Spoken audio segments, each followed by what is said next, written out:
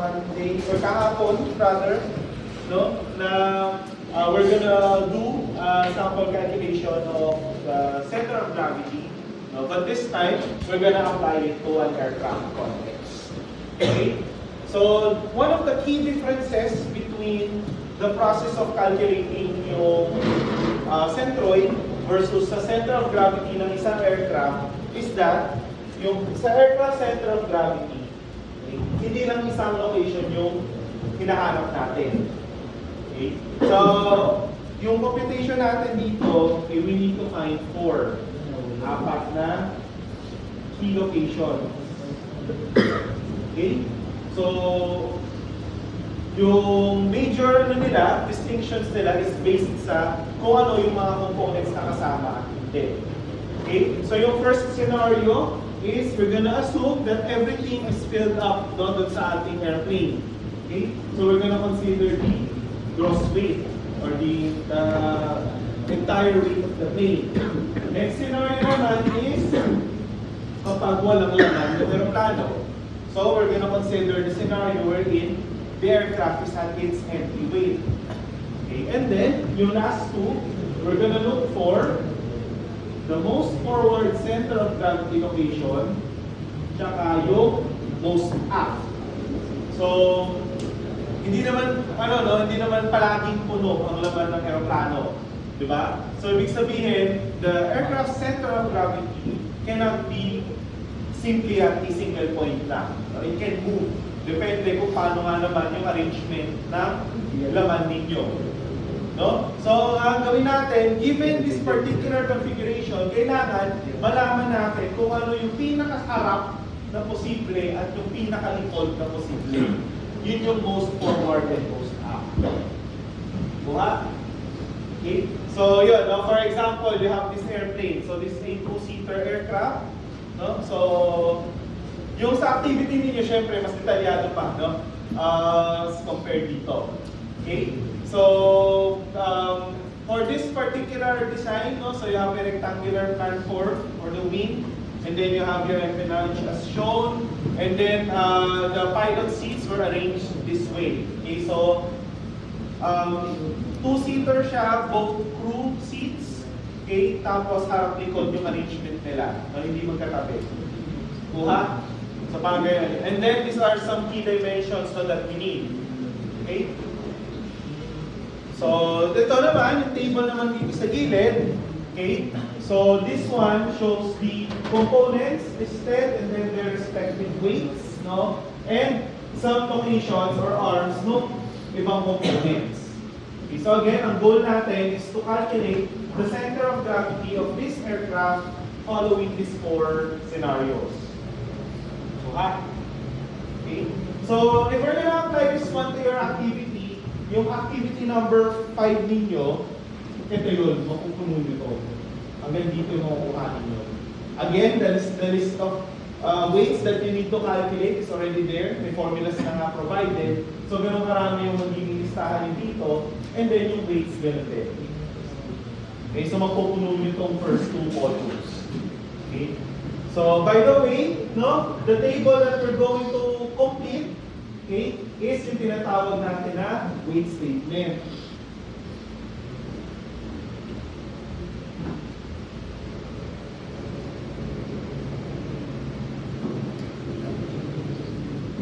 Okay? So, ano naman ito, this is a list, no, stating the components that you have in your airplane and their respective weights. No? So, dito kasi medyo hindi siya halata. No? So, ano ba yung grupo dun sa group weight?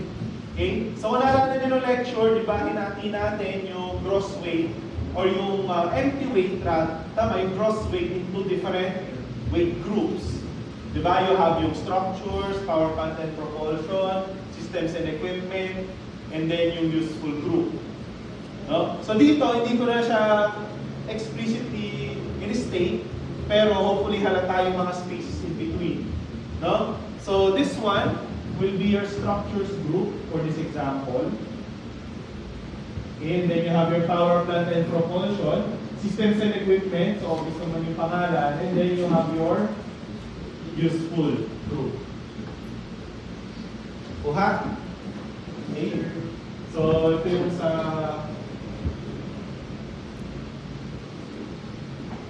main structures, E-plan, systems and equipment, tapos ito yung okay. So, important, no? It's important na when you organize, to make sure that your components are properly organized and properly grouped. No, kasi mamaya when we get to calculating our centers of gravity, ang main difference kasi nila is sino-sino yung mga kasama at hindi. So in that way, kapag tama yung arrangement, no, or nagpagkakagrupo, lahat ng mga magkakagrupo dapat, madali ngayon malaman kung sino yung mga tatanggalin natin. Pag nag-compute na tayo ng center of gravity. Kuha?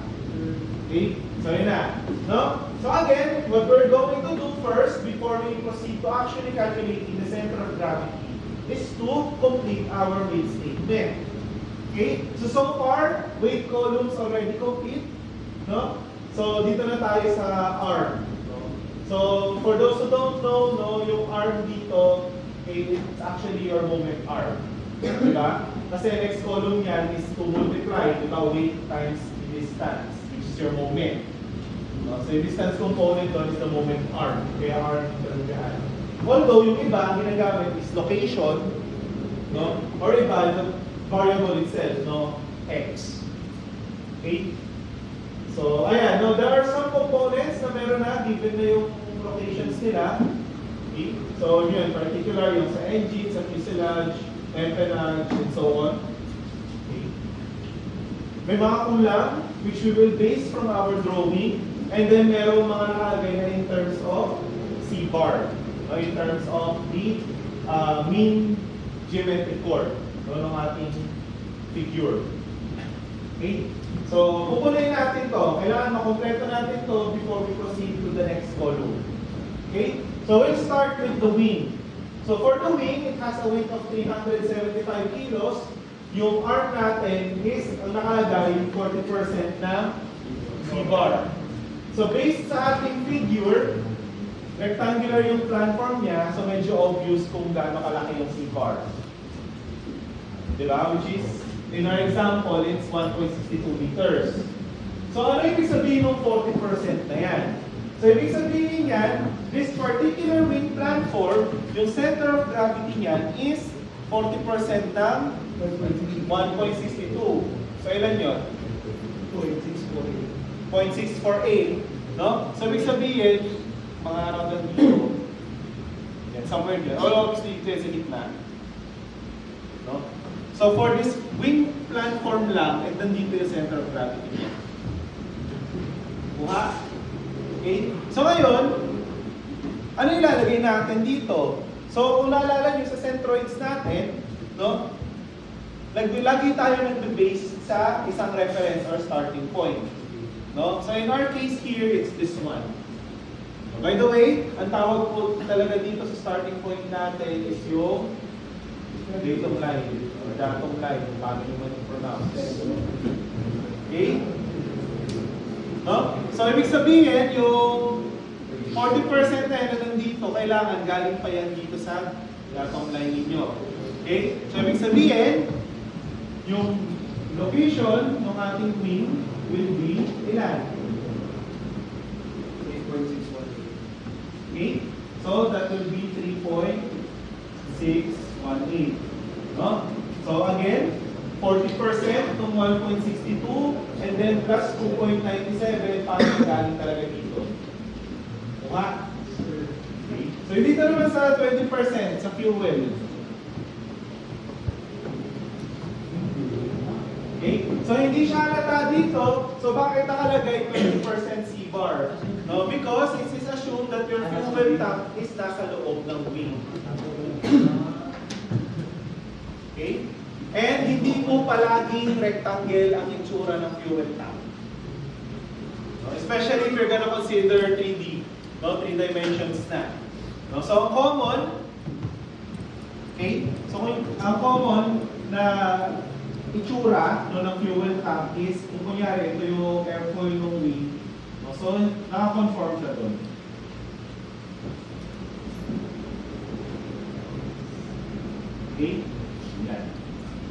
way, you get to maximize the space, no, to be filled up by fuel.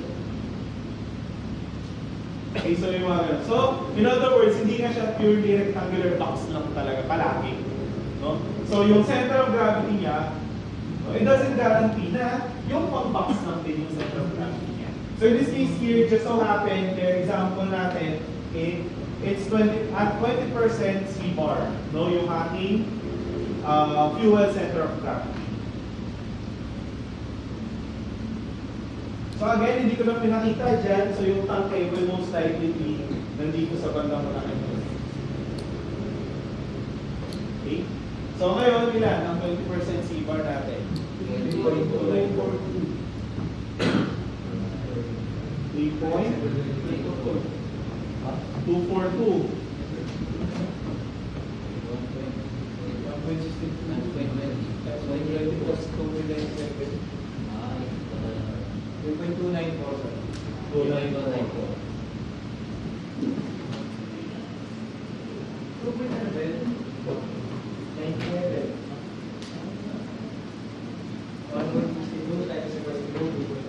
20% na to kasi 0.2 na yan. Okay? Kuha? Nakama rin? So ngayon, ang kulang na lang natin ay yung dalawa, pilots 1 and 2. So based on our figure, yan, medyo mas madali. Okay, so pilot 1 will be 3.6. Okay, and then pilot 2 is 4.8.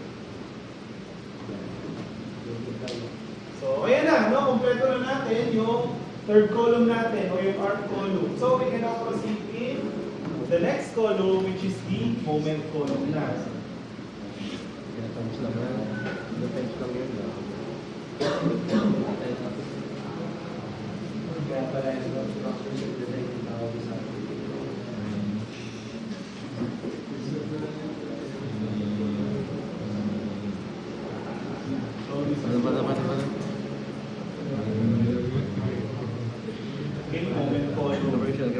So, yung magiging unit yan is kilogram joule. Okay?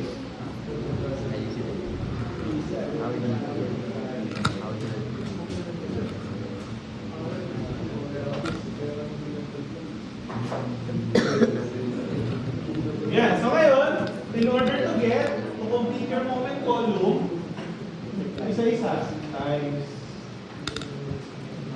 Okay? Sige, start. For the wings, 375 times 3.618. 356. Ilan? 1? 356. 4.75. Okay? And then, for the fuselage naman, 3.8 times 4.6. 1.472. Sakto? Okay? And then for the empennage, 595.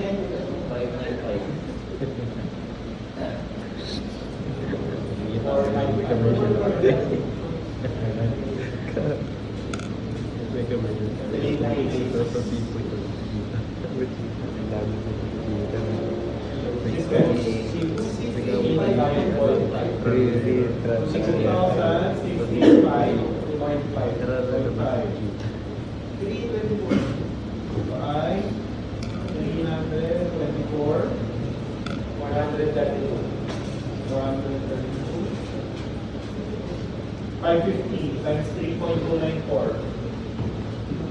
11.7. Sakto 7. Okay na, no? Better natin yung moment column. So, ganun lang sa kabilis. Okay? So again, medyo magtatagal lang yan kapag, siyempre, mas marami to. No? Sa activity ninyo. Pero since you already have your spreadsheet, di ba? Yes. So, bilis lang yun. Okay? Yes, sir. Yes, sir. Okay? So ngayon, no? Ang next natin is to, since kompleto na natin technically yung columns, we can now proceed to get the mga totals natin. Sa ano? Okay? So ano yung importante dyan? Ito. Diba?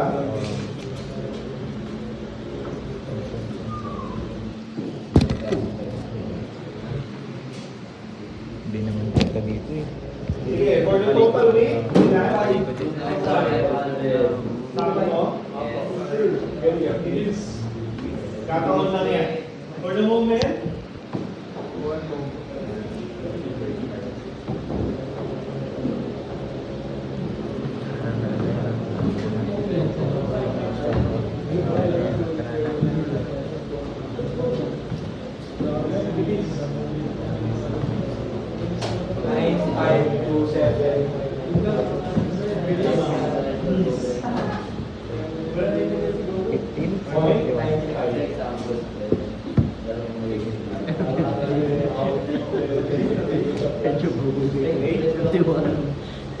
okay na? Double check. Tama. No?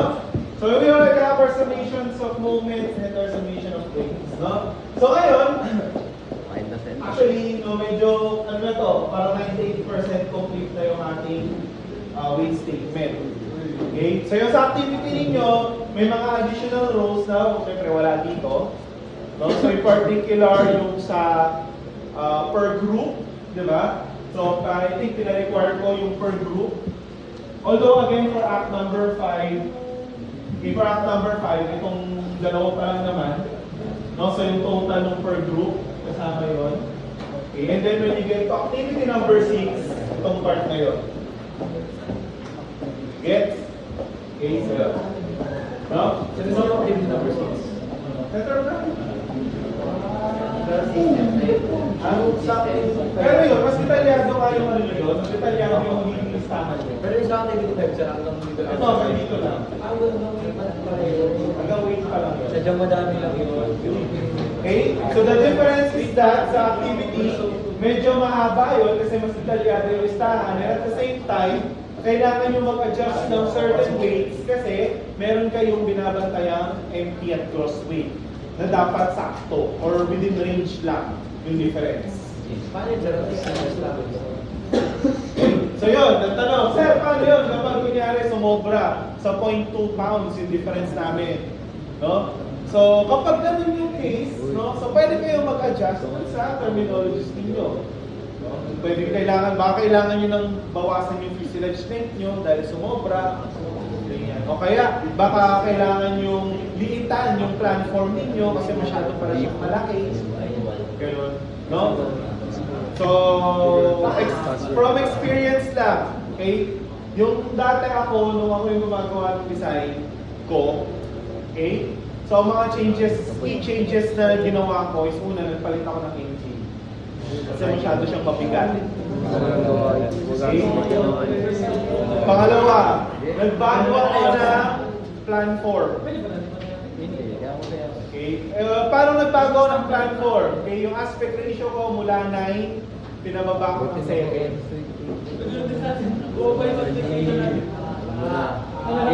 So, ano yung sabihin nun? So, syempre, dahil nagbago ako ng aspect, so yung area liliit, yung span liliit, yung core tataba na gano'n. Possible din yun na yung baka yung horizontal and vertical nyo, mag-iba yung itsura niya. No, mag-adjust yung shape niya. Okay? So, yun yung mga changes, no, that you could do, no, in your activity number 5. Kapag nagbago kang pinyari, binawasan po namin yung span. Hindi pa pag-ulit po namin. Okay? So, yung mga ganong changes, actually, you don't need to change your activity number 2. So, doon na lang talaga yun sa Act 4. Okay? I-report nyo yun. Okay? Kung nakita nyo yung instructions, may heading doon, di ba? Changes from initial sizing. Doon nyo yun i-report. Ano yung mga ginalaw nyo. Para ba sumakto yung gross weight tsaka yung empty weight. Mali nga nung pag-deliver niya. Okay, ganun din. Same goes din. So, kunyari, nagbago nga kayo ng engine. So, from this engine na ganito yung weight, ito yung pinalit namin, ganito na yung bagong weight niya. Mas lalong Kuha? Okay? So, yun. So, yun yung dito. Okay, pero again, activity number 5 ninyo, ito pa lang yung mabubuhay doon. For itong column pa lang. Okay? Sa activity for para sa Sa ibang skin. Magagawa mo yung activity pag wala activity. Focus ka lang kasi sa isa. Kulang. Kasi sa activity number 5, yung weight ng wing, kailangan na, hindi kailangan na kasi doon yung thickness. Hindi kailangan na halta doon. So, kailangan na. So, kaya yun. So, hindi ako wala. Hindi, syempre, yung pati yung horizontal and vertical mo din. Gano'n may airpoint pala. Pwede mo lang ako. So, sige, no, nag-digress tayo. Okay? So, ayan na, let's say you're writing up our totals, no? So, we can now proceed in getting the center of gravity. So, kunin muna natin yung sa gross weight. Okay? So, yung sa gross weight, okay, ang kasama dito, lahat. Okay? So, lahat ng components is included sa gross weight. Okay? So, in order to get the center of gravity, okay? So, ito rin gagamitin natin. Kasi lahat na to eh. Diba? Pwede mo sa extra.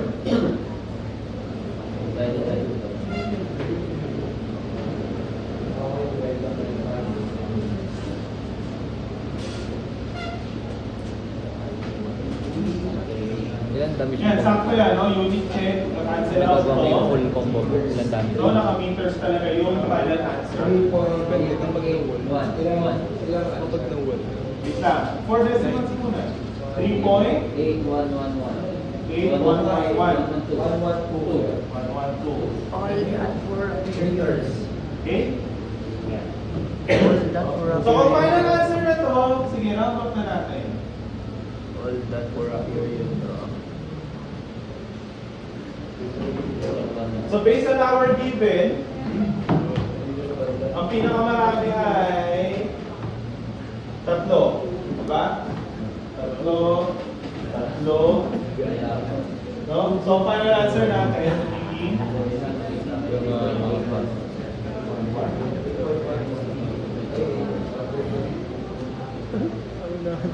ayun na, ganun lang siya. Sabay. Okay? So, wait lang. So, before we proceed dun sa empty weight, or before we proceed to other centers of gravity, so we need to convert this, no, into its equivalent percent mgc. Okay, so bakit kailangan yun? Kasi doon natin malalaman if nasa tamang lugar ba yung center of gravity mo. Okay? So paano natin yun i-convert, no, into its percent c bar? Okay? So kung napansin nyo dito, di ba, yung ginawa natin is, ito yung given, nakuha natin yung distance. No? Babalik ka rin natin. Given nyo yung distance, kukunin natin yung percentage.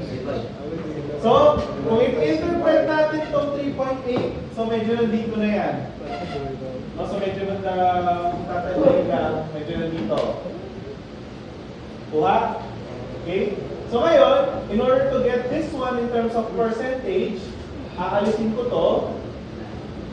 So that's 3.8112 minus 2.97. And then, nandito na yan, kukunin ko yung percentage na to. So, divided by 1.62. Okay?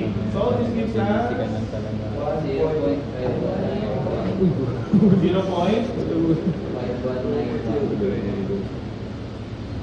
0.5191, no? Or, kung again, dahil kung final answer na to, 51.91%.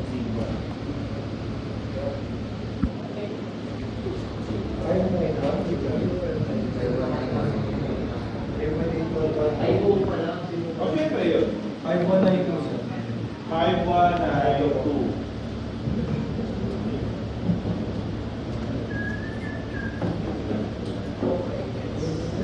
Buha? Ayan. Mali? So paano ito na-translate? Ito, madali i-translate sa drawing kasi ibig sabihin ito, from here 3.8 meters away, let's go to center of gravity niya. Okay? Yung percent na to, ibig sabihin yan, mula dito sa leading edge, so kalahati, medyo kalahati, yung center of gravity, nung buong aeroplano. Diba? Yes, sir. 93 po para nila. 1.93. Less than 3.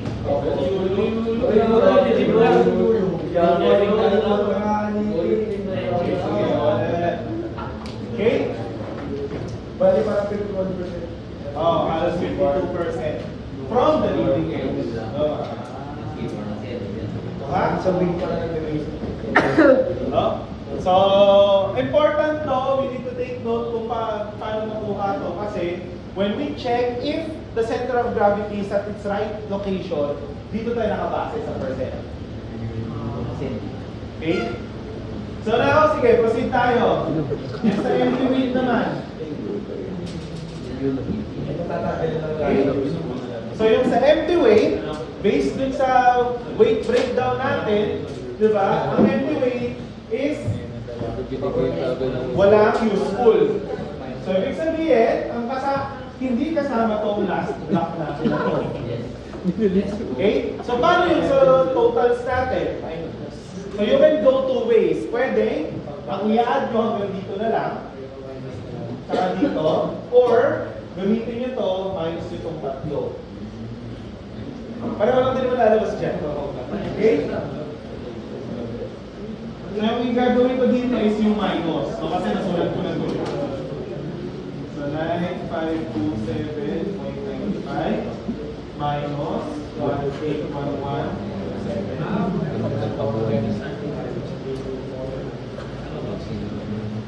Okay? Tapos yung sa weight naman, 2,500 minus 950 minus 90 minus 90. Okay? So again, ang ginawa ko dito, from the total, minus ko to, binawas ko to, kasi hindi na sila kasama sa empty weight.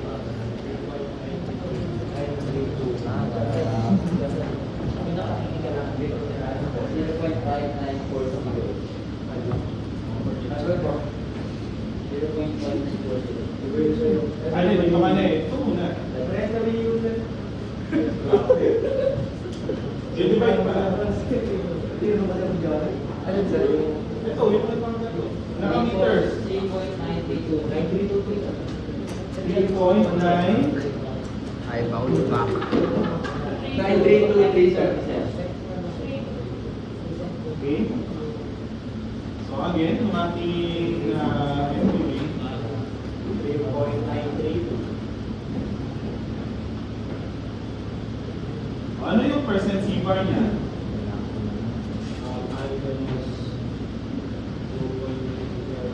So ito, minus 2.97 all over 1.62. 0.5938.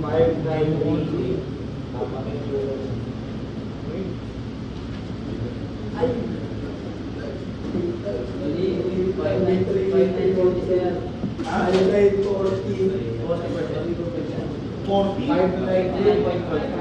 40? Lagi na wala mo tayo yung decimal is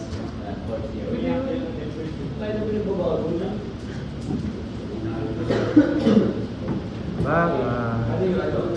Kuha na? Okay, yung sa gross and sa empty weight. Yes po. Okay? So, ibig sabihin lang naman ito, kapag tinanggal ko lahat ng sakay at lahat ng fuel, yung center of gravity, apparently, umatras. No? Patalikod. Okay? So, yun. So, ngayon, proceed tayo dun sa most forward, no? And the most up. Sa most forward and most up, okay? So, medyo may ano siya, may extra process tayong gagawin. Okay? Kasi, the point here is, kailangan malaman natin yung pinakaharap na center of gravity, no, habang ginagamit yung eroplano. Okay, so paano natin yung gagawin? So we'll start with the gross weight, so puno yan. And then, para mag-shift forward yung center of gravity, kailangan magtanggal tayo ng bigat sa likod. Tama. Okay? So kailangan magtanggal tayo ng bigat sa likod. So ibig sabihin, ano na naman hindi naman pwede yun. Diba? Pwede ito. Magtanggal tayo ng system, di ba? Hindi naman pwede yun. Okay? So, ibig sabihin, kailangan magtanggal tayo dito sa useful na nasa likod. Okay? So ngayon, ano yung nasa likod? Okay? Ano yung definition natin ng nasa likod? Okay? So yung nasa likod natin is kapag yung location niya is greater than your gross weight center of gravity. So in this case here, itong 3.8112. No? So kapag mas mataas dito, ibig sabihin, nasa likod siya. Okay? So in our case, ito, oo. No? So si pilot 2. Okay? Ito wala naman sa diba? So ibig sabihin, siya lang yung patanggalin natin. Kuha? Okay? Tagay yung lunch. So ngayon, ganun ulit yung total na 5 to 7.95 Green screen na. minus 432. Diba? Okay, and then for the weight, 25 minus 90. Okay? Ilan? Sila yung nandiyan sa kalat. Dito muna. Yung divide muna. Huwag yung muna yung percent. 3.774. Okay?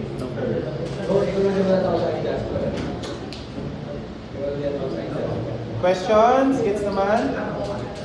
Okay? So ngayon, before we finalize this, check ulit natin.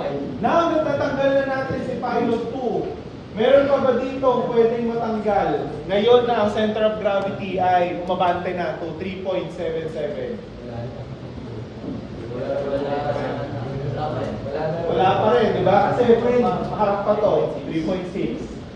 Okay? So, ibig sabihin, wala nang pwedeng tanggalin. So, eto na yung most forward natin. Okay, yun. So, basically, the process is, iisa-isahin natin. Kumaga, paunti-unti tayo nagtatanggal. No? As long as umaabante yung ating center of gravity. Ngayon, ang reminder dito is that this one, ang scenario dito is ginagamit yung airplane. So baka naman, katatanggal natin ang katatanggal, wala na tirang piloto. Diba?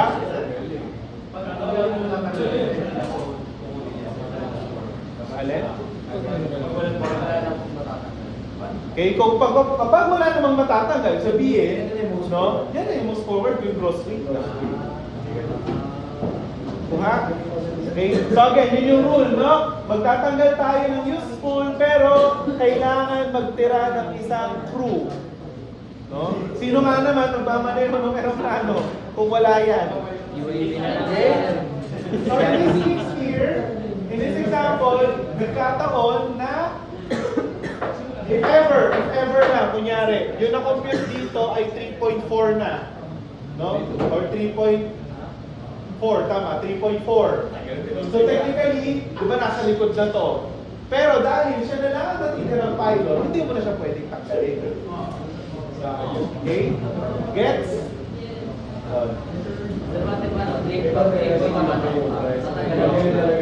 Alin? Ayun, kapag 3.1, so ganun ulit, scenario, paano ko na-compute nyo dito, unang tanggal, 3.1 na, yung nakuha nyo dito. So, according to our table, itong dalawa pwedeng matanggal. Pero again, kailangan magtira ng isang crew, so mawawala na itong pilot 1. Pwede mo tanggalin yung fuel. Okay, so ano yung ibig sabihin nun? Ibig sabihin nun, yung ultra-specific scenario is that, okay, you have one pilot, naubusan ka na ng gas. Pamatay yung pilot. Alin? And yun na nga, kaya nga pwede, yun yung logic, kaya pwede tanggalin yung fuel, pero magtitira ka dapat ng isang crew for your most forward or most half. Okay, Diba? Inulog mo na isa. Okay. So again, in our example, nagkataon lang na isang round pa lang ng compute, wala nang pwedeng tanggalin after. So ito na yung ating most forward center of gravity. 0.774. Wala ka namin. Quick na ako. So this checks out kasi dapat nga naman mas mababa to dito kasi nga umabante. Okay? So in terms of percent C bar, 49.65. okay?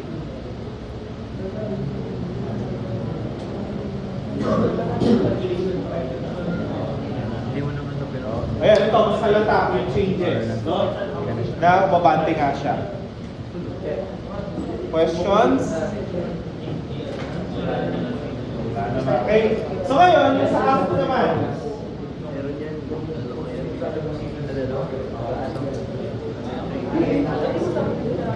So for most apps, baliktad naman. Ang goal natin is paatasin natin yung center of gravity. So magtatanggal tayo na nasa harap. Babawasan yung quality. Okay?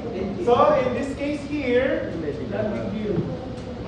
nasa harap, so mas mababa or mas mababa dapat dito. Hindi ka, hindi. Bawal lumagpas. Hindi mo pwede magtapon ng nature, no? Hindi. So again, dito ka lang pwede magtanggal.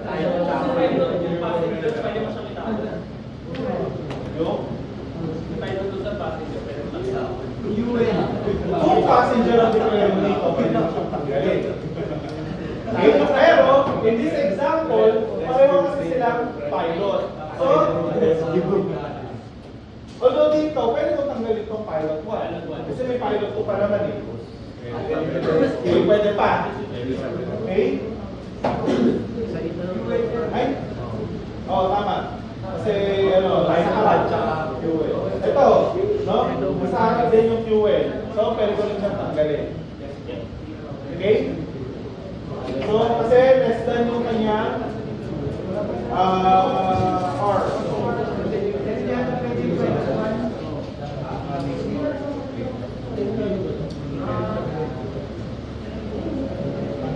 So, si pilot 1, tanggalin. Tapos, si fuel.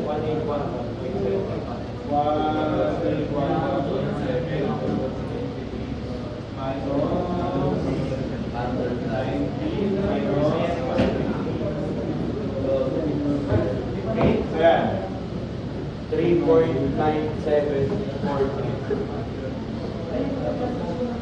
Okay? So kahit pa paano, make sense pa, umatras nga yung ating center of gravity. No? Ngayon, again, bago i-finalize, double check or check ulit. Meron na bang, doon sa natirang useful, meron bang nasa harap nitong 3.9743? Although wala naman na tayong ibang choice, pilot mo na lang. Eh hindi nga pwedeng tanggalin na to. Diba? Kasi isang crew na lang siya.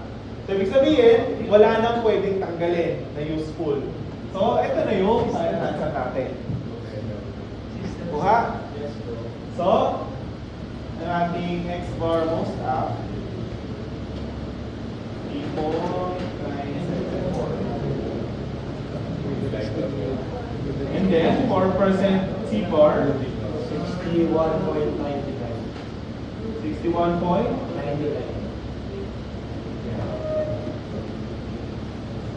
Okay. Kuha? Okay. So yun na yung actually, pagkuha ng center of gravity. No? So, kung activity number na to, 6, baka ano na yan, 55-60% na yan. Okay? So, the next part is that, syempre, since alam na natin kung nasaan located yung CG, nasa tamang lugar ba yun? Okay? Bakit? Kasi, ang pangit naman, kung masyado pa lang mabigat sa likod, yung eroplano, kasi kapag masyado siyang mabigat sa likod, no, madaling mag-stall yung plane. Okay, kasi nakaganon yun, worst case. Diba? Okay, and another scenario, pangit naman din kung masyadong mabigat sa harap, Okay, kasi ang hirap niyang mag-nose up kung kinakailangan. Diba? So dapat nasa tamang nasa tamang lugar. And we can determine that using this percent C bar natin. Okay? So paano malalaman, no? So for that, okay, we'll consider three kumbaga criteria, no? So yung first criteria is dapat the center of gravity should be between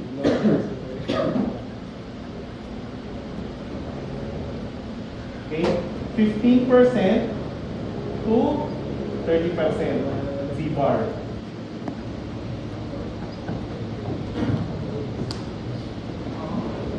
Okay, bakit? Kasi bakit nasa 15 to 30% C bar? It's because most airfoils, ang kanilang center of pressure is medyo naglalaro lang doon. We want our CG to be near that. Okay? Para hindi siya masyadong malayo, wala kang excessive na pitching moment. Okay? So in our case here, ang lalayo, no? Okay? Ang maximum natin, 30%. Na-compute natin, most forward natin, 49%. Okay? So, ibig sabihin, masyado siyang mabigat sa likod. Or in other words, yung ultra-specific scenario natin, tail-heavy yung arrangement natin. Okay? So, ano yung magiging solusyon? No? Pwede ka na mag-usog, no? In your design. So, pwede ko yan. Abante nyo to. No? Okay? So, pag inabante nyo itong dalawa, gagalaw itong arc natin. Diba? Okay, so gagalaw yan. Gagalaw itong gagalaw ito. Okay? Kuha? Yun. No? Another is pwede siguro again, masyado siyang mabigat sa likod. Okay? Siguro yung pwede natin i-abante itong empennage. So, medyo nandito na siya. Okay? Since abante mo rin naman to, so may space ka na dito, pwede mong abante to. Okay? So, abante na ngayon yan. Okay? Worst comes to worst, dito nyo palang malalaman na baka may component kang masyadong mabigat. So, babawasan mo yung weight. Ngayon, paano mo babawasan yung weight? Gagalawin mo yung activity number 5 mo. Kaya ka magkasabay lagi yun. Kuha? 5 days nakalaan na sa design. No? So, yun yung una, no? Based dito, yan, no? Actually, ito, pinakaunang madaling rule of thumb. Okay? So, for most subsonic planes, 15 to 30% dapat ang laro no center of gravity mo. Okay? Next is in terms of stability. Okay, and then yung ikatlo is based sa landing gear. Okay? So, paano yung dito sa dalawa? No? So, yung dito sa ikatlo, technically, ang common practice is, aalamin mo muna to, then saka mo ilugar yung landing gear mo. Diba? So, pero dito, ang gagawin kasi natin is, papangunahan na natin ito, okay, para pagdating din sa actual design ng landing gear, konting adjustment na lang yung gagawin. Kuha? No? Besides, nandito rin naman na siya. Ito na yun. No? So, ibig sabihin, kung hindi pasok yung center of gravity mo based on your landing gear requirement, okay, i-adjust mo yun, i-adjust mo to. Mag-a-adjust na naman siya. Okay? Kuha? No? So, ngayon, if we're gonna plot this, no? So, ang pinaka-final, I think, figure that you have to produce once you've calculated your centers of gravity and incorporating yung ating mga considerations, no? Kung nasa tamang lugar ba siya, is yung tinatawag na CG envelope.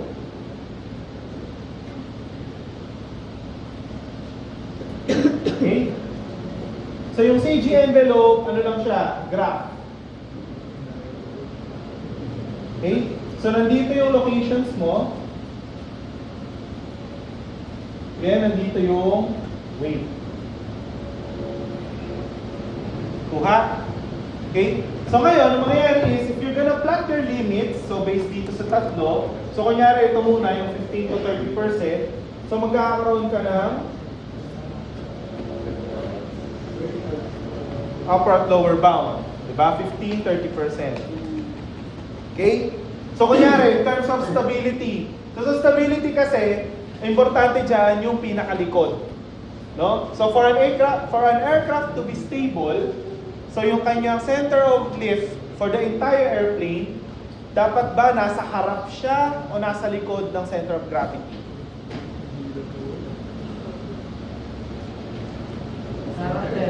Yung center of lift ng buong aeroplano. Okay? Or ang mas tamang term, the neutral point. Yan. Yung center of lift. Ibig sabihin, kapag kinoncentrate ko lahat ng lift forces na na-produce ng buong aircraft, doon siya nakatutok. Or doon siya manggagaling. Dapat ba ay nasa harap siya o nasa likod ng center of gravity? Likod. Para maging stable yung airplane.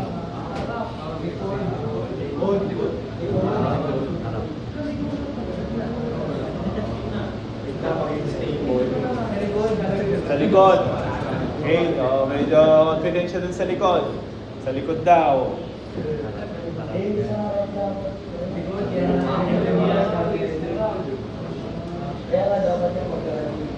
Okay? So dapat your center of gravity, no, or yung neutral point, dapat nasa likod siya ng center of gravity. Okay? So pag gano'n, ibig sabihin, ang babantayan mo dito ay, of course, yung yung pinaka-aft mo.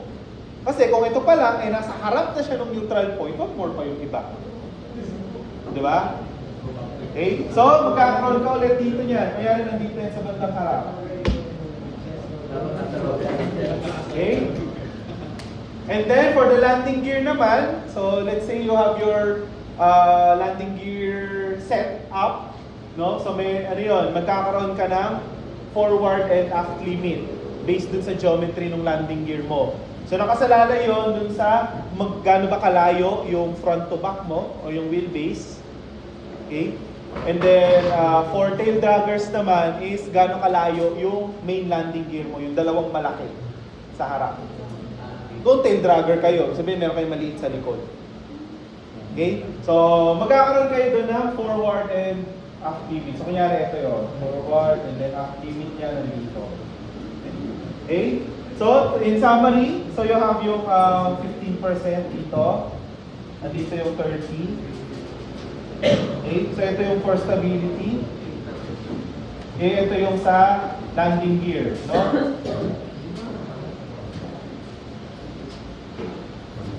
Forward. And then, landing gear up. Okay? And then, for the weight naman, obviously, meron kang upper weight limit dito, which is your gross weight. Okay? So ngayon, ang mangyayari dito is, nasaan ang acceptable na lugar na center of gravity mo?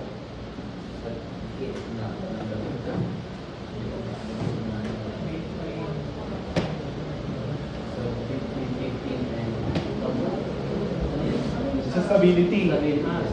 Okay? So, ibig sabihin, kapag pinlock ko itong mga to, yung apat na yan, dapat nasa loob sila nito.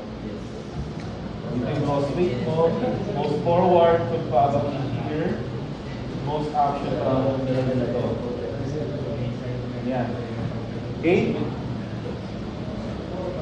So, ngayon, kapag may pumaling na isa dyan at nakalabas, yun, ibig sabihin, may off sa arrangement ninyo. Adjust nyo para yung lahat ng apat na yan nasa loob. Kuha? Questions? Okay, so yun yung masayang part actually dyan. Yun yung sinasabi kong 40%. Okay, dun sa activity. Okay? Pero again, since you already have your spreadsheets by then, no, so mabilis na lang yung pag-adjust. Okay. And again, if properly made yung spreadsheet, no? So hindi kayo matatakot na maggalaw ng weight. Okay, kasi pag ginalaw nyo yung platform nyo, kunyari, gagalaw na agad yung weight, and then nakakabit na yung spreadsheet na center of gravity. So kita nyo na agad. Diba? Okay, again, if properly made yung spreadsheet. Questions? So yung sa stability, bali, dapat pinili siya ng 15 Yung? Yung stability lang. Ay, hindi. Pwede kasi, ang mangyari, okay? Pwede kasi ang mangyari ganito. Inabandon nyo to. Di ba? Or kaya, inatras nyo. No, inatras nyo yung impedance nyo kasi hindi nyo ginalaw yung kanyang area. No? Yung platform niya, inatras nyo lang talaga. So kapag ganun kasi, yung neutral point mo, aatras din. Okay? So para medyo nandito na yan. Or experience-wise, no, from most activities I check, yung stability nandito na, dito kalayo. Okay lang yun, di ba? Kasi again, ang goal mo for a stable airplane is dapat nasa harap lang. Nandito lang yung ano mo. Kumbaga hindi mo na siya problema, parang gano'n. May formula naman yun, sir. Okay, meron naman po, no, paano malalaman or may estimate yun. Okay? Questions?